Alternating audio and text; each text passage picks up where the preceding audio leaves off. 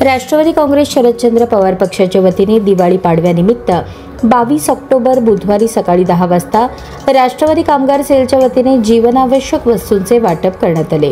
राष्ट्रवादी कामगार सेलचे प्रदेशाध्यक्ष शिवाजी भाऊ खटकाळे व राष्ट्रवादी काँग्रेस पक्षाचे शहराध्यक्ष सुधीर खरटमल यांच्या मार्गदर्शनाखाली राष्ट्रवादी कामगार सेल महाराष्ट्र ट्रेड युनियनचे प्रदेश उपाध्यक्ष डॉक्टर गोवर्धन सुंचू यांच्या नेतृत्वाखाली राष्ट्रवादी कामगार पक्षाचे ज्येष्ठ कार्यकर्ते विष्णू गुंडेटी यांच्या हस्ते 151 महिलांना साड्या वाटप करण्यात आले। यासाठी राष्ट्रवादी काँग्रेस कामगार सेलच्या वतीने पूर्व विभागात कार्यकर्त्यांनी फिरून अत्यंत गरजू महिलांच्या नावांची यादी तयार केली।